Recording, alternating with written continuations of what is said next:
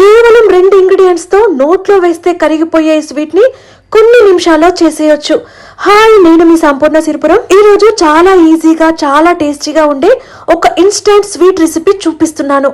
ఇంటికి గెస్ట్లు వచ్చినా ఏదైనా స్వీట్ తినాలనిపించినా ఈ రెసిపీ పర్ఫెక్ట్. ఈ స్వీట్ కి కావాల్సినవి నెయ్యి, మిల్క్ మేడ్, పన్నీర్, యాలకులు, గులాబీ రేకులు. ముందుగా 200 గ్రాముల పన్నీర్ ని బాగా తురుముకోవాలి.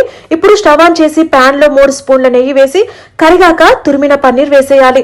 ఇప్పుడు ఇందులో హాఫ్ కంటే కాస్త ఎక్కువ మిల్క్ మేడ్ వేసి మీడియం ఫ్లేమ్ మీద బాగా కలుపుతూ ఉండాలి. మిశ్రమం దగ్గర పడుతున్నప్పుడు యాలకుల పొడి కొద్దిగా, గులాబీ రేకులు వేసి మరోసారి బాగా కలపాలి. ఇలా స్వీట్ దగ్గర పడగానే స్టవ్ ఆఫ్ చేసుకోవాలి. ఇప్పుడు ఒక ప్లేట్ లేదా బౌల్ కి కొద్దిగా నెయ్యి రాసి తయారైన మిశ్రమాన్ని అందులో వేసి మీకు నచ్చిన షేప్ లో సెట్ చేసుకోవాలి. నిజం చెప్పాలంటే నోట్లో వేసుకుంటే కరిగిపోతుందబ్బా, సూపర్ ఉంటది. నేను రౌండ్ గా సెట్ చేసి పైన ఇంకొంచెం గులాబీ రేకులు, మధ్యలో యాలకు పెట్టి గార్నిష్ చేశాను. మీకు యాలకుల ఫ్లేవర్ మరింత ఇష్టమైతే పైనుంచి పొడి చల్లుకొని గార్నిష్ చేసుకోవచ్చు.